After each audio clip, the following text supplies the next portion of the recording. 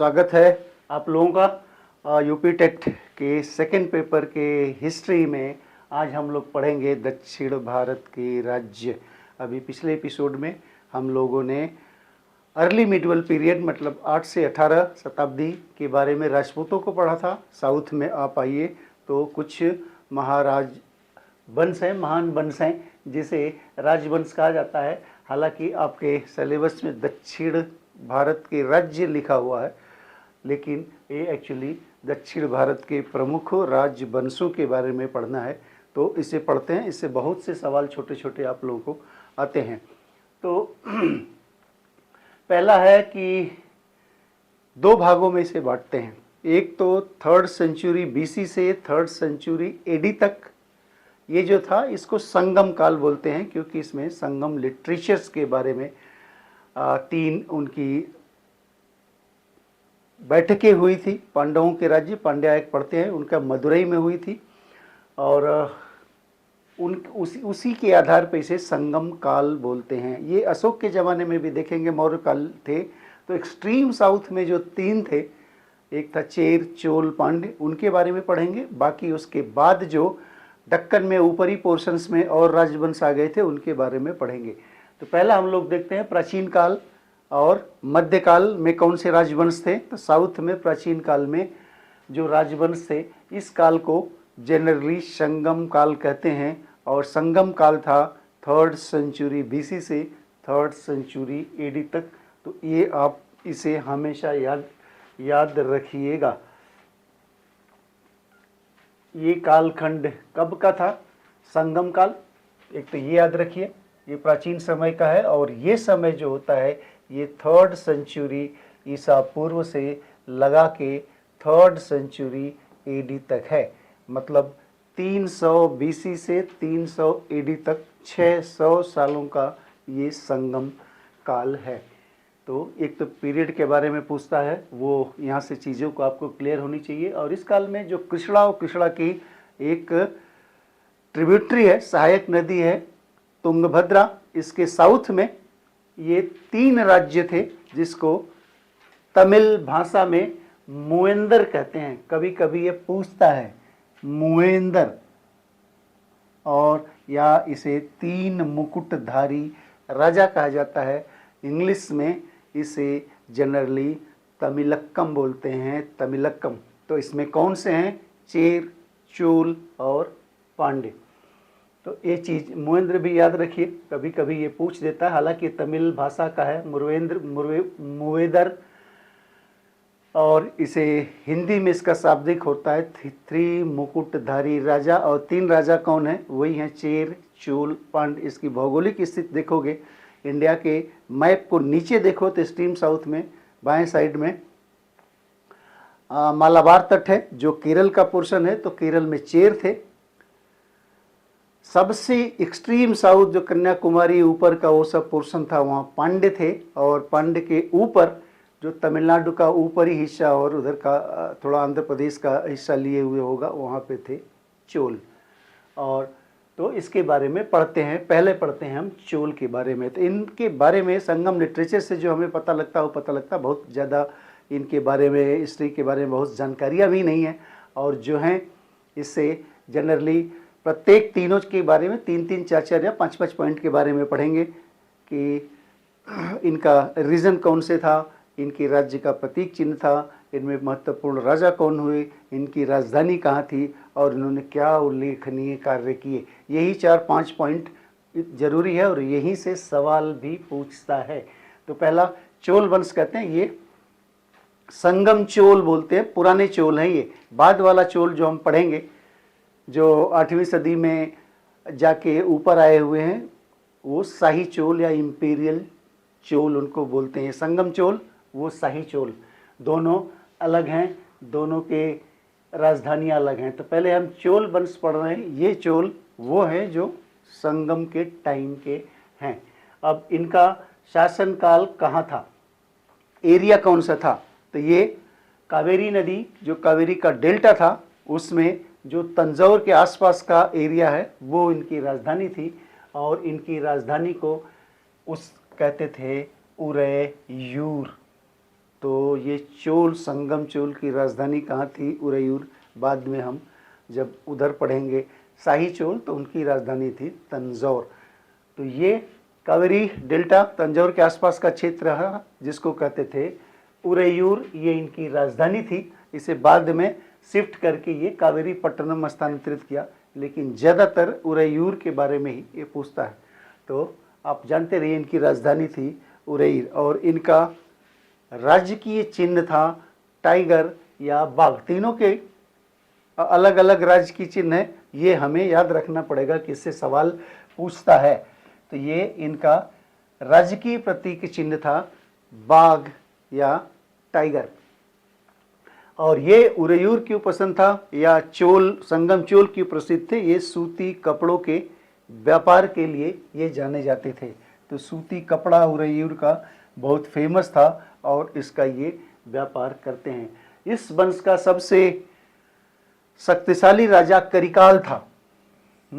ये करिकाल जो है सबसे शक्तिशाली राजा था और इसने कावेरी नदी पर 160 किलोमीटर लंबा डैम बनाया था जिसे कल्लनई बांध कहते हैं। ये बांध आज भी है, कल्लनई बांध कहते थे।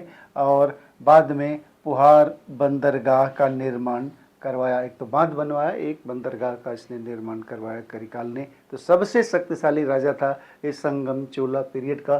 तो इसके बारे में इतना ही पढ़ते हैं और इसी से सवाल पूछेगा। एक तो इनका राजकीय चिन्ह बाघ था, इनकी कैपिटल उरैयूर थी और ये कॉटन ट्रेड के लिए प्रसिद्ध था और मशहूर शासक इनका करिकाल था जिसने कल्लनई बांध और पुहार बंदरगाह बनवाया। अब हम देखते हैं दूसरा, चेर वंश। अशोक के कई शिलालेखों में ये चेर का वर्णन है जिसमें इसे केरला पुत्र, केरल पुत्र लिखा हुआ। केरल पुत्र का मतलब चेर, क्योंकि इनका साम्राज्य केरल में था। थोड़ा सा तमिलनाडु का पोर्शंस जो वेस्ट का है वो भी इनमें शामिल था। आप केरल ही मानिए कि केरल में इनका शासन था। इस इनकी राजधानी कहाँ थी? वंजी। उन चोल देखे तो चोल की राजधानी उनकी कहाँ थी? उरैयूर। इनकी राजधानी कहाँ थी? वंजी। और इनका राजकीय प्रतीक चिन्ह था धनुष बाण। चोल का क्या था राजकीय प्रतीक चिन्ह? बाघ। इनका क्या था? धनुष बाण। इनके दो प्रमुख बंदरगाह थे जहाँ से व्यापार करते थे, एक था मुजिरिस और एक था तोंडी।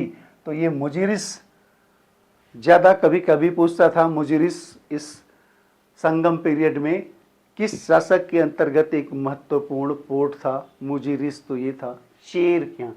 इनका सबसे महान और शक्तिशाली शासक था सेन गुट्टावन। सेन गुटावन, इसे लाल चेरा भी कहते हैं, लाल चेर कहते हैं। तो इनका मशहूर था। उधर कौन था? चोल में करिकाल। तो ये इसके बारे में हुआ, चेर के बारे में। इससे ज़्यादा आपको जानने की ज़रूरत नहीं है।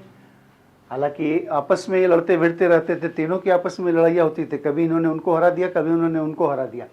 आगे इनका एक्सट्रीम साउथ का जो संगम पीरियड का वंश था वो था पांड्य, और ये सुदूर दक्षिण में था और इनकी राजधानी थी मदुरई। इनकी राजधानी थी मदुरई।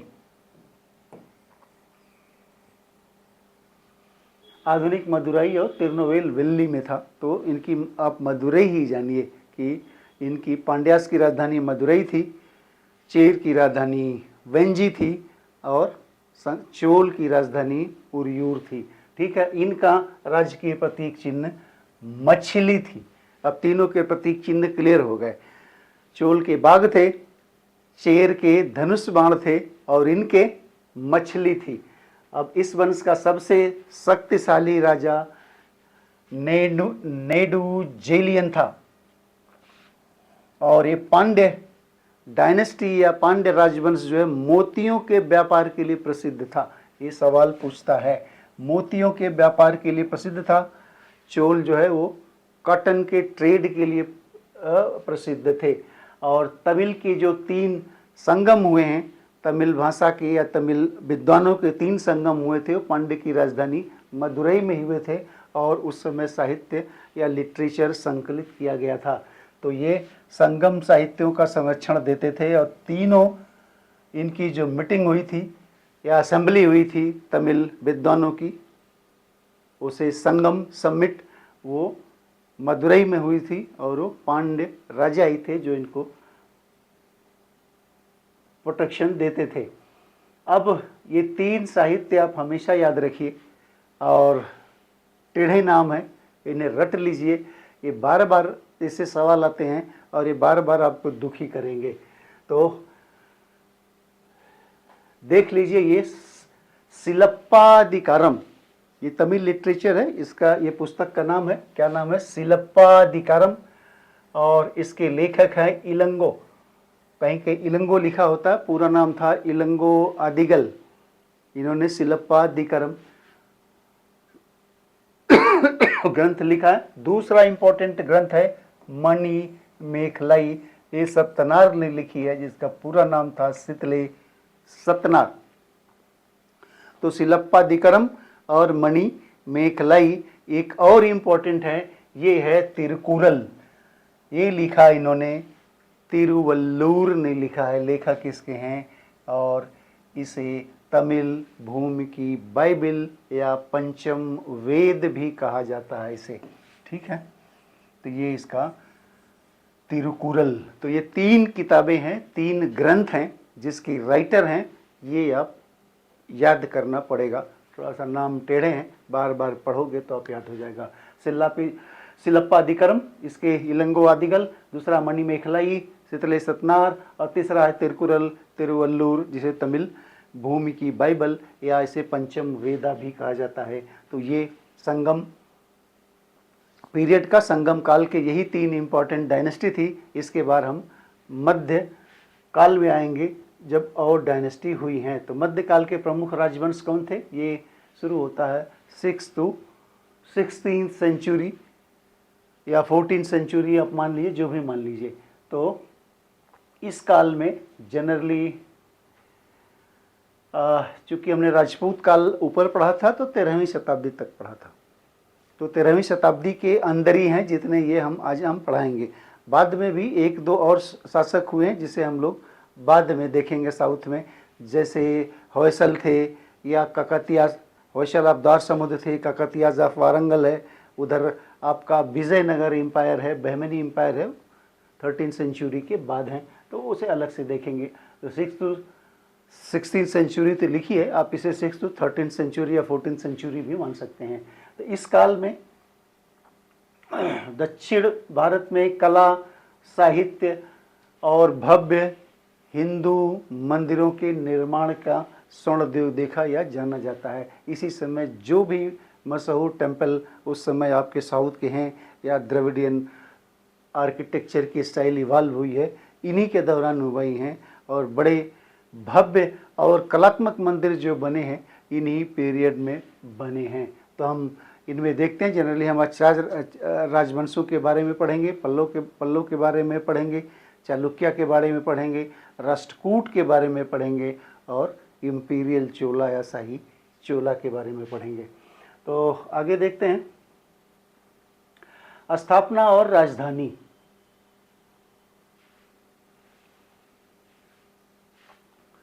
ये पल्लव राजवंश हम पढ़ रहे हैं, तो स्थापना और राजधानी क्या, इनकी 6ठी से 9वीं शताब्दी तक ये इनका शासन था आधुनिक तमिलनाडु और आंध्र प्रदेश के क्षेत्र में। तमिलनाडु और आंध्र प्रदेश का क्षेत्र जो है, इस एरिया में उस समय तक जो आज हमारे पास तमिलनाडु है या तेलंगाना है या आंध्र प्रदेश है, उस समय ऐसी सीमा नहीं थी। लेकिन नियरली एक रीजन बताते हैं कि इस रीजन में इधर इनका शासनकाल था। तो कहाँ था? तमिलनाडु और आंध्र प्रदेश जो आज है उस रीजन में ये पल्लवों का शासन चलता था। और इनकी राजधानी कहाँ थी? पल्लवास की राजधानी थी कांची या कांचीपुरम जिसको बोलते थे। और इसके पहले संस्थापक थे सिंह विष्णु पल्लव वंश के संस्थापक माने जाते हैं। और इनकी राजधानी कहाँ थी? कांची या कांचीपुरम, पल्लवास ऑफ कांची। आप डायनेस्टी के साथ उसके राजधानी का नाम जोड़ के पढ़ेंगे तो धीरे धीरे वो आपको उसमें गड़बड़ नहीं होगा। जैसे पल्लवास ऑफ कांची, तो कांची के थे ये।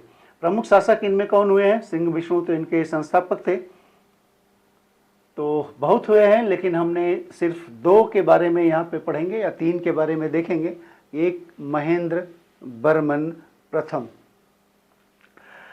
इन्होंने एक महत्वपूर्ण पुस्तक लिखी है जिसका नाम है मत्त विलास प्रहसन। ये संस्कृत में है, संस्कृत में लिखी हुई ये पुस्तक है और ये जनरली सटायर है। सटायर का मतलब हास्य विनोद या हास्य व्यंग वाला है, सटायर है मत्त विलास प्रहसन। और इन्होंने संस्कृत में लिखी है, ये चीज़ें पूछता है। ये महेंद्र बर्मन ने लिखी है और महेंद्र बर्मन जो है वो पल्लव वंश के शासक थे। शुरू में महेंद्र बर्मन प्रथम जो है ये जैन धर्म को मानने वाले थे, लेकिन बाद में एक संत अपार हुए थे, इनके प्रभाव में आकर ये शैव धर्म इन्होंने अपना लिया, जो शिव की पूजा करते हैं। अब इनके बेटे थे, हालांकि ये काफ़ी पराक्रमी शासक थे, लेकिन पुलकेशी द्वितीय आगे हम देखेंगे, चालुक्य वंश का था जिसने हर्ष को हराया था, उसने इनके राज्य के नॉर्दर्न एरिया को जीत लिया था और महेंद्र बर्मन को उसने हराया था। और जब महेंद्र बर्मन का बेटा नरसिंह बर्मन हुआ, इसकी पदनाम था महामल्ल। महामल्ल मतलब पहलवान, महापहलवान, तो महामल्ल इसको नाम जाना जाता है। जाहिर सी बात है, महामल्ल अगर पदवी मिली है तो बॉडी भी उतनी स्ट्रांग रही होगी नरसिंह बर्मन की। ये इस वंश का सबसे प्रतापी शासक था। ये महेंद्र बर्मन प्रथम का बेटा था और इसने जो इसके पिता को पुलकेशी द्वितीय ने हराया था और जो हर्षवर्धन को भी नर्मदा तटी के हराया था, उस पर अटैक किया और युद्ध में पुलकेशी द्वितीय का मृत्यु भी हो गई, वध भी कर डाला और उसकी पूरी राजधानी जो वातपी थी या बादामी थी उसको रौंद डाला। तो उसकी पदवी धारण की इसने वातपी कोंडा, मतलब वातपी को रौंदने वाला। पुलकेशी द्वितीय को हराकर मार डाला। वही पुलकेशी द्वितीय है जिन्होंने हर्षवर्धन को नर्मदा तट के पे हराया था और इन्हीं का कोर्टियर था, कोर्ट पोएट था रविकीर्ति, जिसने ये होल प्रशस्ति लिखी है जिसमें मेंशन किया है हर्षवर्धन की हार का। तो इसने जो पदवी धारण करी थी वातपी कोंडा, मतलब वातपी को जीतने वाला। अब बाद में नरसिंह बर्मन द्वितीय, इसके काल में शांति रही और इसने कला साहित्य में इसने बहुत से मंदिरों का निर्माण कराया, इसलिए हमने इसका यहाँ नाम मेंशन किया हुआ। अभी हम इसके मंदिरों के बारे में पढ़ेंगे तो नरसिंह बर्मन द्वितीय का नाम आएगा। अब 3 ही शासकों के बारे में जानते हैं। एक महेंद्र बर्मन प्रथम, जो कि उनके बारे में 2 चीज़ें आप लोगों ने पढ़ी कि उन्होंने एक मत्त विलास प्रहसन लिखी है, महत्वपूर्ण किताब, कई बार डीएलएड के क्वेश्चंस में कई साल आया हुआ, आप में भी आएगा, चिंता मत करिए। और दूसरा, उसने जैन धर्म से अपार के नेतृत्व में उसने शैव धर्म स्वीकार कर लिया था और उसके बेटे ने पुलकेशी द्वितीय को हराकर वातपी कोंडा की उपाधि धारण करी। ठीक है, वास्तुकला के बारे में इनके देखते हैं। वास्तुकला और कला क्षेत्र में पल्लवों का क्या योगदान है?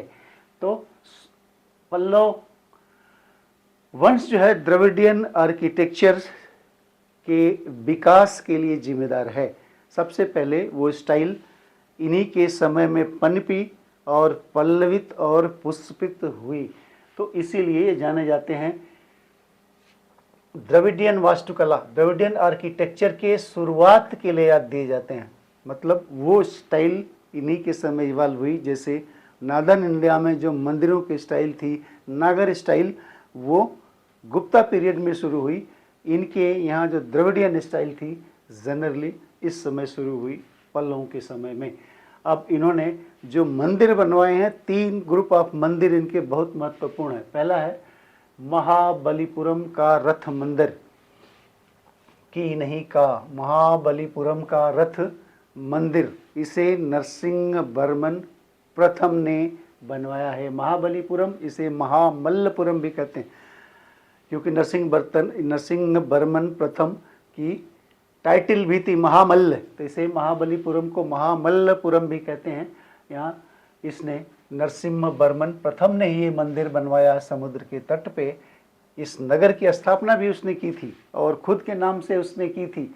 और ये रॉक कट आर्किटेक्चर है, मतलब बहुत बड़ी विशाल चट्टान थी जिसको काट के 5 रथ के रूप में इसे बनाया गया है। अलग अलग स्ट्रक्चर्स बनाए गए हैं लेकिन एक ही बड़ी शिला को काट के बनाए गए हैं जिसे रथ मंदिर कहते हैं। रथ मंदिर ऑफ महाबलीपुरम किसने बनवाया? पांडवों ने बनवाया। पल्लवों ने बनवाया। पल्लव में भी किसने बनवाया?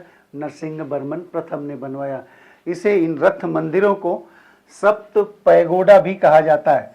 हालांकि ये रथ मंदिर जो है संख्या इनकी 5 ही है ना, ये पांचों पांडवों के नाम पे हैं तो, लेकिन इन्हें सप्त पैगोडा कहा जाता है। तो कन्फ्यूजन ना हो, रथ मंदिर की संख्या कितनी है? 5 कहते ऐसे सप्त पैगोडा है। सबसे बड़ा मंदिर धर्मराज युधिष्ठिर का है, रथ है सबसे बड़ा रथ, और सबसे छोटा द्रौपदी रथ है। 5 हैं, 5 पांडव थे, एक द्रौपदी 6 हुए, लेकिन ये रथ मंदिर 5 हैं। नकुल सहदेव का एक ही है, बाकी भाइयों का अलग अलग है, एक द्रौपदी का है, तो 5 हुए। तो ये 5 रथ मंदिर बनवाया इन्होंने और सबसे बड़ा उसमें धर्मराज रथ है, सबसे छोटा द्रौपदी रथ है। कहा इसको सप्त पैगोडा जाता है, लेकिन है मंदिर ये 5, तो कोई कन्फ्यूज़न की आपको ज़रूरत नहीं है। अब आइए शोर मंदिर, गलत लिख दिया है, स्टोन मंदिर लिख दिया है, ये एक्चुअली है शोर।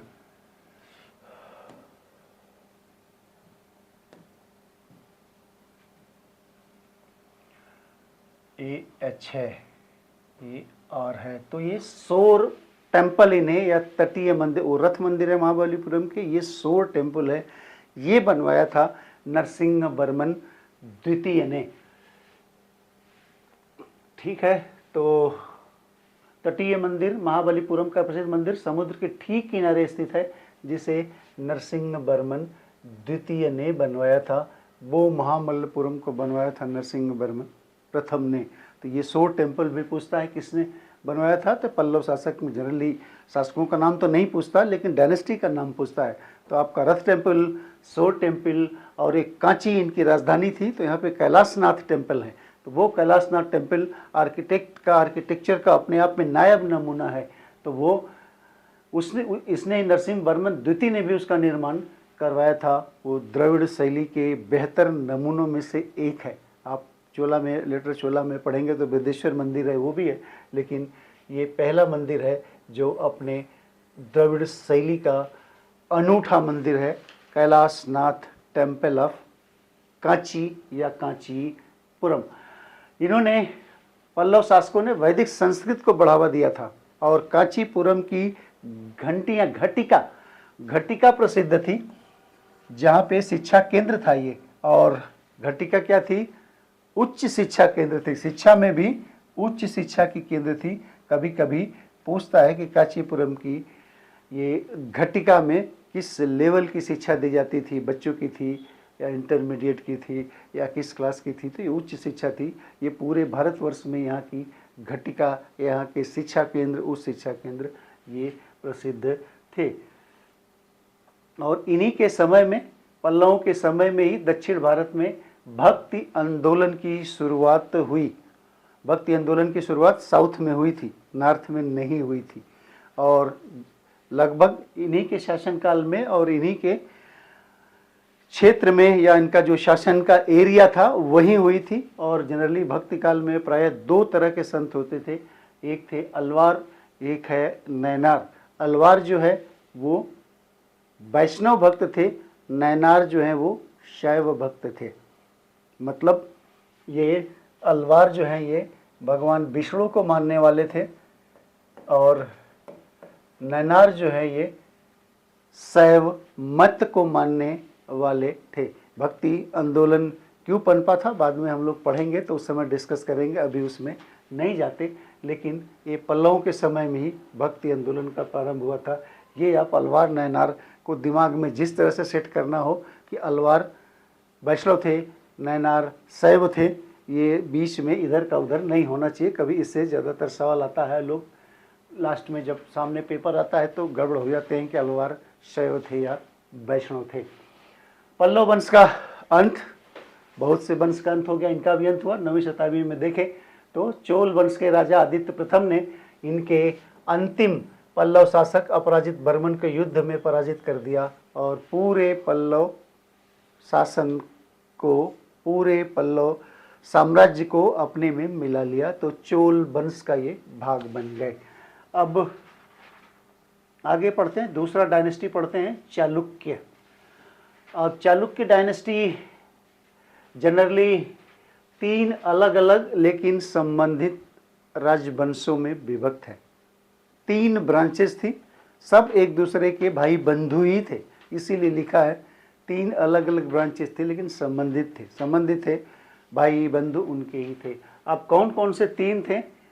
पहला जो मुख्य शाखा थी इनकी, ये बादामी या वातपी के चालुक्य हैं जो 6ठी से 8वीं सदी में ये थे।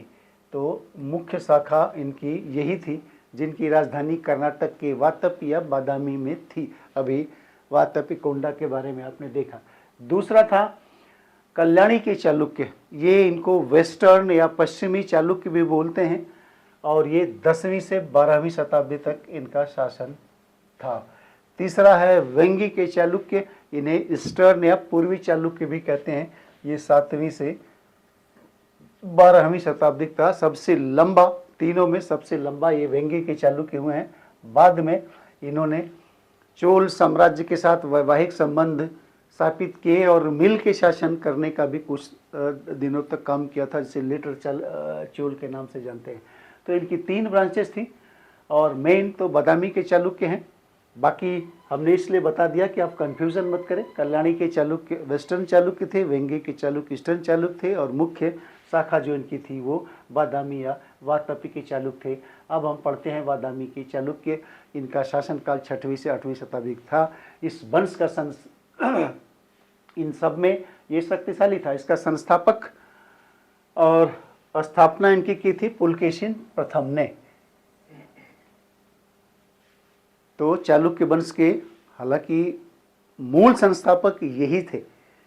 तो इसके पहले भी ये वंश चलता रहा है, लेकिन आप जानिए ये कि मूल संस्थापक इसके ये पुलकेशिन प्रथम है। पुलकेशिन का मतलब होता है, पुलकेशिन शेर के बाल, इसका शाब्दिक अर्थ होता है पुलकेशिन, शेर के बाल। पूछेगा नहीं लेकिन आपको याद रखनी चाहिए, हो सकता है सवाल आई जाए कि किस पुलकेशिन का शाब्दिक अर्थ इनका क्या होता है। इन्होंने अपनी राजधानी वातपी या आधुनिक बादामी स्थापित करी। वातापी थी, आधिक बंदी, ये कर्नाटक में है और इनका सबसे प्रतापी राजा जो था पुलकेशिन द्वितीय था और ये इस वंश का सबसे महान शासक था। इसने उत्तर भारत के, जो हम लोग बार बार पढ़े हैं कि शक्तिशाली सम्राट हर्षवर्धन को नर्मदा नदी के तट पे हराया था और इसका एहोल प्रशस्ति या एहोल अभिलेख में इसका वर्णन है, जो इसके कोर्ट पोएट रवि कीर्त ने तैयार करवाया था। इसी प्रकार हम लोग गुप्त पीरियड पढ़ रहे थे तो वहाँ भी देखा था समुद्रगुप्त प्रयाग प्रशस्ति है जो उसके कोर्टियर या कोर्ट पोएट हर्षेण ने तैयार किया, जिसमें समुद्रगुप्त के विजयों का वर्णन है। तो वो प्रयाग प्रशस्ति, ये एहोल प्रशस्ति। तो इसको आप जानिए। अंत, इस शाखा का अंतिम शासक जो है कीर्ति बर्मन द्वितीय था, जिसको दंत दुर्ग ने हराया था। ये दंत दुर्ग बाद में इन्होंने राष्ट्रकूट वंश की इन्होंने स्थापना किया था।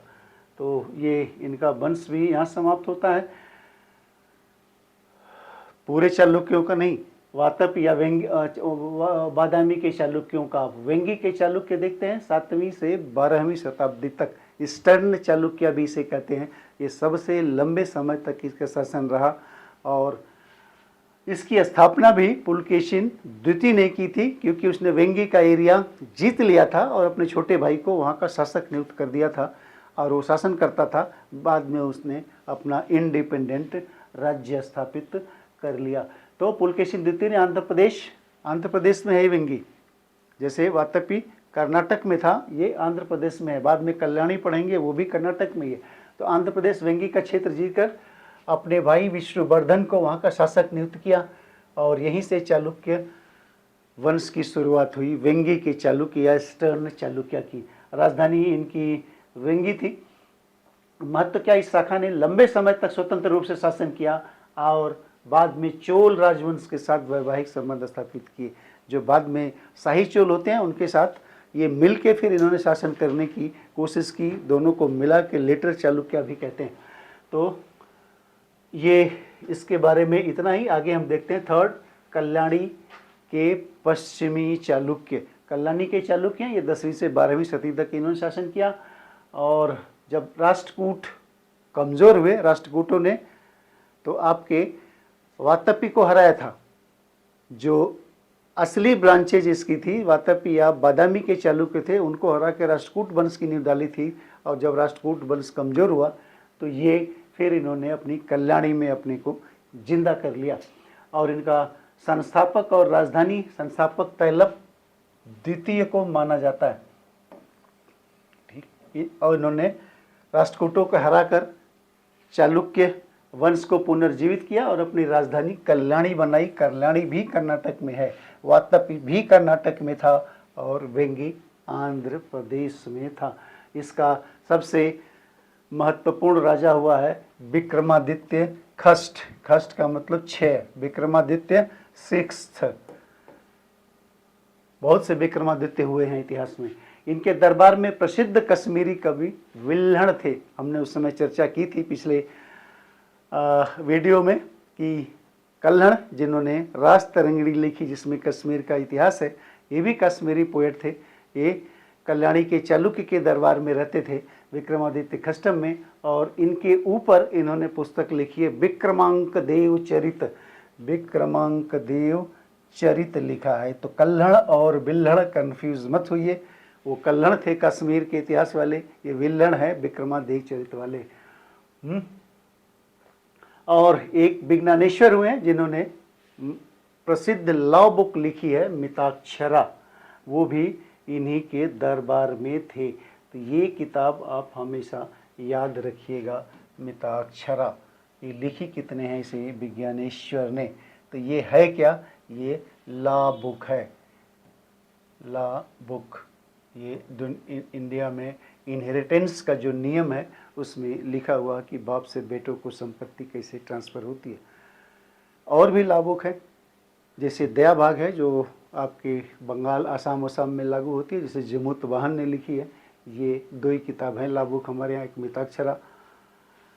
तो ये याद रखिए विज्ञानेश्वर ने मिताक्षरा लिखी है जो इनके ही समय में विक्रमादित्य खष्टम के समय में थी। एक बात हमने और भी पहले भी कहानी बताई थी, आज फिर हम कहानी बताते हैं। शायद आप लोग जुड़े हुए हों। एक कहावत है, कहाँ राजा भोज कहाँ गंगू तेली। एक्चुअली में गंगू तेली जो है वो अपभ्रंश हो गया, मतलब वो बदल गया है। आते आते आते आते वो गंगू तेली बन गया। वास्तव में वो गांगे और तैलंग था। कहाँ राजा भोज कहाँ गंगे तैलंग। अब गंगे तैलंग कौन था? ये कलचुरी शासक थे। कलचुरी वंश या चेदी वंश कहते, ये जबलपुर के आसपास मध्य प्रदेश के थे। वो गंगे देव नाम था उनका। और एक कल्याणी के चालुक्य जो हम अभी पढ़ रहे हैं, जिनमें विक्रमादित्य खष्टम है या छठम है, यहाँ के एक शासक थे तैलंग, जय सिंह तैलंग। तो गंगे और तैलंग इन दोनों ने मिलके राजा भोज के खिलाफ आक्रमण कर दिया। राजा भोज जो कि उधर परमार वंश के शासक थे, मालवा के शासक थे। और राजा भोज ने अपने कूटनीति से इन दोनों की सामूहिक सेना को पराजित कर दिया।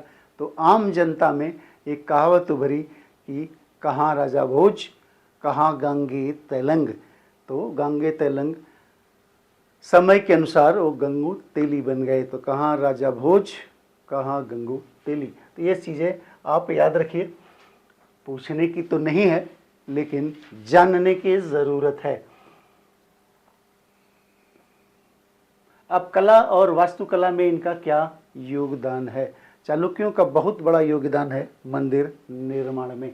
इन्होंने एक नई शैली, वेसर शैली का निर्माण किया, जिसमें आपने देखा था कि पल्लव के समय में द्रविड़ स्थापत्य कला का विकास हुआ, लेकिन इनके समय में नागर स्टाइल और द्रविड़ स्टाइल को मिला के एक नया स्टाइल ईजाद किया, जिसे कहते हैं वेसर शैली या वेसर स्टाइल के मंदिर। ये दोनों का मिक्सचर है।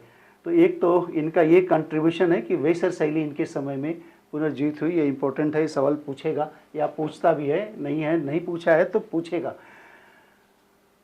बाकी इनकी जगह एहोल है। एहोल प्रशस्ति के बारे में भी हमने चर्चा करी थी, और एहोल को कहते हैं कि cradle of Indian architecture. Cradle of Indian architecture मतलब भारतीय वास्तुकला का पालना, इसको कहते हैं एहोल के मंदिरों को। यहाँ पे लगभग 70 मंदिर हैं एहोल में, जिसमें काफ़ी फेमस है, जैसे लाड खां का मंदिर है, दुर्गा मंदिर है। लाड खां ये एक्चुअली शिव मंदिर है, लाड खां नाम है। लाड खां मंदिर और दुर्गा मंदिर इसमें सबसे प्रसिद्ध है। 70 मंदिर है। और क्रैडक इसे कहते हैं क्या कि भारतीय वास्तुकला का पालना या cradle of Indian architecture.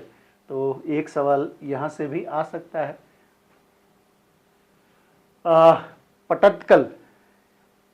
Pattadakal यह चालुक्यों का सांस्कृतिक केंद्र था। अब जब भी कोई राजा बनता था तो पट्टदकल में ही उसे शपथ वगैरह या जो भी है राज्याभिषेक का कार्यक्रम यहाँ पे इनका होता था। इसलिए ये पट्टदकल जो है इनकी सांस्कृतिक राजधानी या सांस्कृतिक केंद्र था। यहाँ का विरूपाक्ष मंदिर है जो वास्तुकला का बेजोड़ नमूना है। तो ये विरूपाक्ष मंदिर पूछता है कि किसने बनवाया, तो ये चालुक्य वंश ने बनवाया है। एक विरूपाक्ष मंदिर विजयनगर में भी है, तो वो विजयनगर के शासकों ने बनवाया। लेकिन पट्टदकल का जो मंदिर है वो विरूपाक्ष मंदिर इन चालुक्यों ने बनवाया। अब बादामी का मंदिर, बादामी भी इन्हीं के समय का है। इनकी बादामी या वातपी, इनमें भी बादामी में केव स्ट्रक्चर्स हैं, मतलब गुफा को काट के गुफा के अंदर मंदिर बनाए गए, जैसे आपकी एलोरा की गुफाएं हैं। और ये सारे मंदिर जो हैं बादामी के केव टेम्पल्स जो हैं वो शिव और विष्णु को ज़्यादातर समर्पित हैं। तो 3 सीरीज हो गई इनके मंदिर का। एक तो एहोल हो गया, दूसरा पट्टदकल हो गया, और तीसरा हो गया बादामी की गुफाएं। ये तीनों इस वंश को बिलोंग करती हैं, चालुक्य को बिलोंग करती हैं। आगे देखते हैं राष्ट्रकूट वंश, ये तीसरा महत्वपूर्ण वंश है। 8वीं से 10वीं शताब्दी के बीच दक्कन क्षेत्र में था।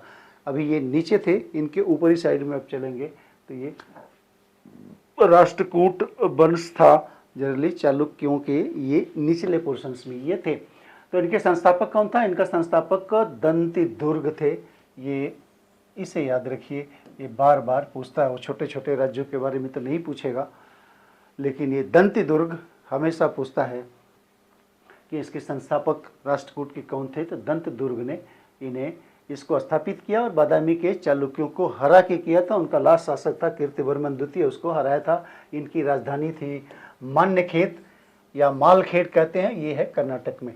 तो उधर भी हमने चालुक्यों में देखा था कि उनका वातपी, उनका कल्याणी भी कर्नाटक में था, ये भी कर्नाटक में ही ये मान्यखेत थी। इसके 2-3 बड़े प्रतापी राजा हुए थे। एक है कृष्णा प्रथम। कृष्णा प्रथम इन्होंने ही विश्व प्रसिद्ध एलोरा के कैलाश मंदिर का निर्माण किया है। आपने एलोरा देखा होगा तो उसमें एक कैलाश टेम्पल ऑफ एलोरा है। वो बहुत बड़ा रॉक कट स्ट्रक्चर है। वो विश्व का सबसे बड़ा रॉक कट वो टेम्पल है शिव को समर्पित है, कैलाश मंदिर। और एक अभी इससे पहले भी हमने उधर पढ़ा था पल्लव में कैलाश नाथ टेम्पल ऑफ कांची। तो पूछता है कैलाश नाथ टेम्पल ऑफ कांची, ये है कैलाश टेम्पल ऑफ एलोरा। वो बनवाया था पल्लव ने, और ये बनवाया था राष्ट्रकूट वंश के कृष्णा प्रथम ने। तो थोड़ा सा डिफ्रेंशिएट कर लीजिएगा, कंफ्यूज मत होइएगा। आगे अमोघ वर्ष। अमोघ वर्ष इस डायनेस्टी का बहुत महत्वपूर्ण शासक रहा है। बड़े लंबे समय तक शासन किया, लगभग 64-65 साल इसने शासन किया है, बड़े लंबे समय तक किया है। और इसने कन्नड़ भाषा में एक बड़ी मशहूर पुस्तक लिखी है, उसका नाम है कविराज मार्ग, और ये लिखी है अमोघ वर्ष प्रथम। इसे कहीं कहीं दक्षिण भारत का या साउथ का अशोक भी इसे कहा जाता है। ये बड़ा न्यायप्रिय राजा था, तो इसे दक्षिण का अशोक भी कहता है। और एक यात्री अबू सुलेमान आया था, इस राज्य का दौरा किया था राष्ट्रकूटों के, और इसी समय किया था। तो उसने क्या लिखा है अपने संस्मरण में कि राष्ट्रकूट साम्राज्य दुनिया के 4 महान साम्राज्यों में से एक है।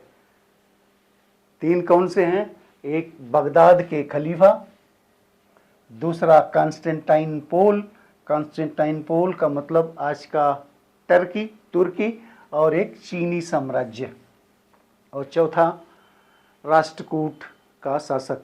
तो ये इसके बारे में लिखा है। समझ लीजिए किसी विदेशी ने लिखा है तो वास्तव में ही उतना अच्छा रहा होगा।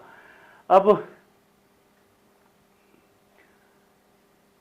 दूसरा शासक थर्ड है, ये कृष्णा तृतीय, ये राष्ट्रकूट का अंतिम महान शासक इसे बोला जाता है। इसने चोलों को पराजित किया था।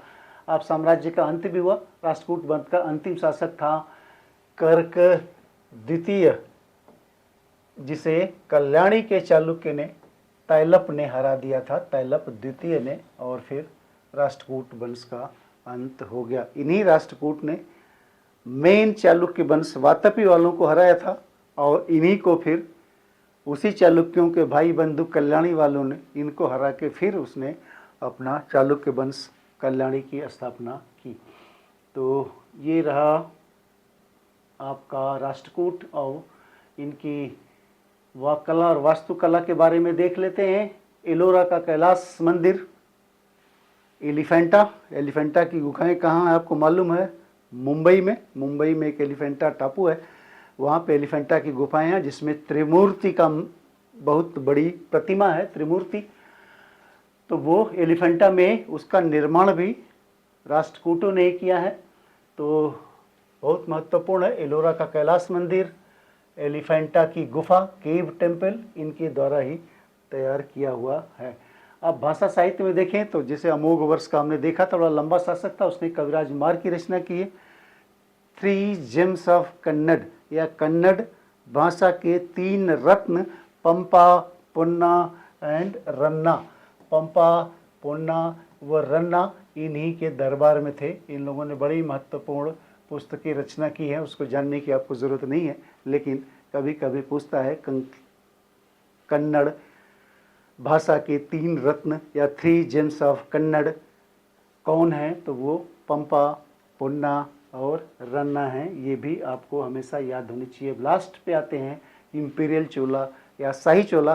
पहले हमने संगम चोला पढ़ा, ये शाही चोला, ये 850 से 270 ईस्वी तक ये थे। दोनों को मिला दिया जाए, इंपीरियल चोला और शाही चोला, तो साउथ इंडिया में सबसे लंबे समय तक ये शासन करने वाले रहे हैं। इसकी स्थापना की थी विजयालय चोल ने। अब कब की थी? 850 ईस्वी में की थी। ये सवाल बार बार पूछता है, चोल डायनेस्टी की स्थापना किसने की थी? तो विजयालय चोल ने 850 ईस्वी में की थी। और इनकी राजधानी कहाँ थी? इनकी राजधानी थी तंजौर। और जो सबसे प्रतापी 2 राजा हुए हैं उसमें से एक राजा चोल या राजेश्वर चोल, ये 985 से 1014 तक, लगभग 29 सालों तक इन्होंने शासन किया। और ये महान और शक्तिशाली राजाओं में से एक हैं इस वंश के। इन्होंने चेर, पांड्य और चालुक्य राजाओं को हराया था। चोल तो ये स्वयं थे, इसलिए हराए इन्होंने चेर को और पांड्य को, और चालुक्य राजाओं को इन्होंने हराया था। इन्होंने श्रीलंका के नादन पोर्शंस को जीत लिया था। आधा श्रीलंका इन्होंने कब्जा कर लिया था। तो इन्होंने उत्तरी श्रीलंका जो अनुराधापुरम का एरिया था उसको जीत कर उसे चोल साम्राज्य का एक प्रांत बना दिया था। ठीक है। इनके पास एक बेहद शक्तिशाली नेवी थी और उस नेवी की सहायता से इन्होंने मालदीप पे भी कब्जा कर लिया था। तो ये सवाल भी पूछता है कि मालदीप को किसने कब्जा किया था। तो ये राजराजा चोल या राजराजेश्वर चोल है। इन्होंने तंजौर में विश्व प्रसिद्ध बृहदेश्वर मंदिर का निर्माण कराया। ये कहाँ है बृहदेश्वर मंदिर? ये है तंजौर में और इसका निर्माण किसने किया? ये राजा चोल ने या राजेश्वर चोल। इसे राजराजेश्वर मंदिर भी कहते हैं। ये बहुत अनोखा मंदिर है क्योंकि इसके शीर्ष पे बहुत ऊंचा है और उसके शीर्ष पे 80 टन का एक पत्थर का इकलौता ब्लॉक लगा हुआ।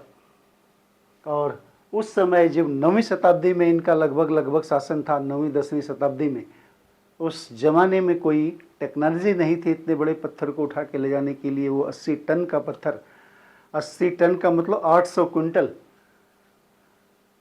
का पत्थर वो उतना ऊपर ले कैसे गए? बताते हैं कि वो 10 किलोमीटर लंबा उन्होंने रैंप बनाया था और 200 हाथियों की मदद से ये वहाँ तक ये पत्थर खींच के ले गए थे। और कैसे उसे स्थापित किया होगा ये आप कल्पना कर सकते हैं। तो ये इतना अनोखा मंदिर है ये बृहदेश्वर मंदिर।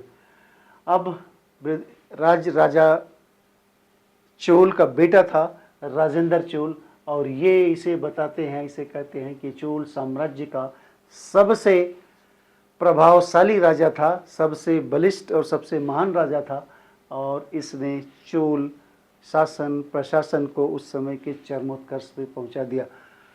श्रीलंका का जो साउथ पोर्शन बचा था, नॉर्थ पोर्शन तो राजराजेश्वर ने जीत लिया था, साउथ पोर्शन इन्होंने जीत लिया, पूरा श्रीलंका इनका हो गया। इन्होंने पूरे श्रीलंका को जीत लिया। बंगाल में उसमें पाल वंश का शासक था और वहाँ का पाल वंश का शासन था, वहाँ का राजा था महिपाल, उसे भी हराया। चूँकि गंगा नदी तक पहुँच गया इसलिए इन्होंने गंगई कोंड चोलपुरम मतलब गंगा को जीतने वाला इन्होंने पदवी धारण करी, गंगाई कोंड चोल। और एक नामक शहर भी बसा, गंगई कोंड चोल। गंगई कोंड चोल की इन्होंने पदवी धारण करी और गंगई चोलपुरम की एक शहर भी उसकी याद में बसाया, मतलब गंगा तक विजिट करने वाला। इनके पास शक्तिशाली नौसेना थी, सबसे शक्तिशाली नौसेना चोलों के पास थी। ये इतनी प्रभावी नौसेना थी, बंगाल की खाड़ी पे इनका प्रभुत्व था। उस जमाने में बंगाल की खाड़ी को चोलों की झील कहा जाता था, इसलिए झील कहा जाता था। इनकी नेवी इतनी शक्तिशाली थी कि बिना इनकी अनुमति के बंगाल की खाड़ी में कोई पत्ता भी नहीं हिलता था। तो इतनी शक्तिशाली इनकी नेवी थी। चोलों की झील क्यों कहा जाता है? इसलिए कि इनके पास शक्तिशाली नेवी थी। और सबसे बड़ा सर्जिकल स्टाइल उस जमाने में इन्होंने किया था कि यहाँ के व्यापारी चाइना से व्यापार करते थे और इनके जहाज़ जो होता है वो मलक्का स्ट्रेट से गुजरते थे, जो कि मलेशिया इंडोनेशिया के बीच में एक पतला सा रास्ता था। तो वहाँ पे श्री विजय साम्राज्य का राज्य था, तो उनके राज्य वाले चुंगी वसूलते थे और चोल साम्राज्य चूँकि बहुत शक्तिशाली था तो इनके व्यापारियों की नाव को रोक लेते थे, कई कई दिन तक रोक के रखते थे, ज़्यादा टैक्स वसूलते थे, उन्हें परेशान करते थे। बाद में उन्होंने शिकायत करी राजेंद्र चोल से। तो कोई दूसरा तो साहस नहीं कर पाता, लेकिन राजेंद्र चोल ने साहस करके फिर उस साम्राज्य श्री विजय साम्राज्य पे पूरे योजनाबद्ध तरीके से हमला किया और वहाँ जीत हासिल करी और उस राजा को बंदी बनाया और अपने उनके बेटे मन पसंदीदा बेटे को वहाँ का शासक बनाया। उसके लिए इन्होंने आपके अंडमान निकोबार द्वीप समूह का इस्तेमाल किया था। पहले वहाँ गए, वहाँ इकट्ठा हुए, वहाँ से उपास था, फिर वहाँ पे अटैक किया। उनको किसी को संभावना नहीं थी कि यहाँ तमिलनाडु से जाके इतना बड़ा बंगाल की खाड़ी पार करके और कोई अटैक करके जीत भी सकता। तो ये राजेंद्र चोला ने इतिहास का सब इतिहास के जो बहुत बड़े बड़े अभियान हैं उनमें से एक ये अभियान भी है श्री विजय साम्राज्य का। ये मलेशिया, सुमात्रा, इंडोनेशिया का राजा था। बाद में सब कुछ सामान्य हो गया और इनके व्यापारियों को चाइना से व्यापार करना सुलभ हो गया। अब सामाजिक और सांस्कृतिक संरचना देखते हैं। चोल प्रशासन में कुछ चीज़ें बहुत इम्पोर्टेंट हैं, जैसे राजा तो था ही, उनके एक मंत्रिपरिषद थी, लेकिन उस जमाने में समाज में दो ही तबके थे वहाँ पे, एक ब्राह्मण वर्ग था, एक नॉन ब्राह्मण वर्ग था। हमारी नॉर्दर्न इंडिया की तरह आपके ये ब्राह्मण, क्षत्रिय, वैश्य, शूद्र नहीं थे। वहाँ या तो ब्राह्मण था या फिर गैर ब्राह्मण थे, और उनकी शासन प्रणाली बड़ी सुव्यवस्थित थी। समस्त उनके जो राज्य था उसको राष्ट्रम बोलते थे, और इसको फिर उन्होंने प्रांतों में बांटा था, जिसे मंडलम कहते थे। मंडलम को फिर जिलों के समूह में बांटते थे, कमिश्नरी मान लीजिए। जिलों के समूह से वालानाडु कहते थे, और जो जिला था उसे नाडु के नाम से जानते थे, और उसके नीचे जो गांव का समूह होता था उसे कुर्रम या कोट्टम कहा जाता था। चोलों की सबसे बड़ी सामाजिक उपलब्धि है विलेज ऑटोनॉमी, जो पंचायत व्यवस्था यहीं से उपजी है हमारे यहाँ। तो ग्राम स्वायत्ता या विलेज ऑटोनॉमी ये चोलों की देन है। एक उत्तरा मेरूर शिलालेख है, उसमें इसका वर्णन मिलता है क्या कि गांव का प्रबंध एक महासभा करती थी, जिसके समुदाय का चुनाव लॉटरी पद्धति से होता था, जिसे कुदा बुलाई व्यवस्था कहते थे। ठीक है, करते क्या थे कि जो भी गांव को वो छोटे छोटे एरिया में बांट देते थे, और सेक्टर्स में या बांट दीजिए या वार्ड कह लीजिए बांट देते थे, और जो भी इच्छुक उम्मीदवार होता था ताम ताड़ के पत्तों पे उसका नाम लिख के एक बड़े से घड़े में रख देते थे, और एक बच्चे को बुला के उसमें से निकलवाते थे। जिसका नाम निकल जाता था वो वहाँ का व्यवस्था देखने वाला बन जाता था। तो ये इस व्यवस्था को कुदा बोलाई व्यवस्था कहते थे। तो उस जमाने में भी ये बड़े ट्रांसपेरेंट व्यवस्था उनकी थी। गांववासी अपनी समस्याएं खुद सुलझाते थे, वो छोटे मोटे टैक्स वसूलते थे, वो इंडिपेंडेंट थे। सिंचाई के लिए तालाब भी खुदवाते थे, कर वसूलते थे, आर्थिक रूप से स्वावलंबी थे, और स्थानीय स्वशासन की शुरुआत यहीं से हुई थी, और पंचायती राज व्यवस्था की ओरिजिन इंडिया में यहीं से मानी जाती है। अब कला, वास्तुकला में देखते हैं क्या है। जनरली कला में शिव को दो रूपों में ये दिखाया गया, एक लिंगोद्भव रूप, एक मानव रूप। लिंगोद्भव रूप क्या है? लिंगोद्भव रूप में एक शिवलिंग से शिव को प्रकट होते हुए दिखाया गया है, और मानव रूप में नटराज के रूप में दिखाया गया है, या तो अर्धनारीश्वर के रूप में इनको दिखाया गया। इस काल में तमिल या द्रविड़ वास्तुकला अपने चरम पे थी। अनेक भव्य मंदिर उस समय बनाए गए थे, जैसे हम लोगों ने बात करी थी, बृहदेश्वर मंदिर तंजौर का है। दूसरा मंदिर गंगाई कोंड चोलपुरम में है, जो राजेंद्र चोल के समय का। एक है ऐरावतेश्वर मंदिर दारसुरम में, और एक महान तमिल संत हुए हैं काम्बन, जिन्होंने काम्बन रामायण लिखी है। जो हमारे यहाँ रामायण है उसी का तमिल वर्जन है, जिसे इरामावतारम कहते हैं। तो ये पूछता है कि तमिल रामायण किसने लिखी है, तो ये लिखी है काम्बन साहब ने, और इसका नाम जनरली इरामावतारम है। तो ये रहा साउथ के महान साम्राज्यों के बारे में। तो उम्मीद है कि आपको आनंद आया होगा, और सवाल यहीं से आएगा। जो हम लोग पढ़ाते हैं उसे बड़े ईमानदारी से खोज के पढ़ाते हैं, और यहीं से आपको क्वेश्चंस मिलेंगे। आपको इधर उधर भटकने की ज़रूरत नहीं है। तो पढ़िए, मज़े से पढ़िए और अच्छा करिए।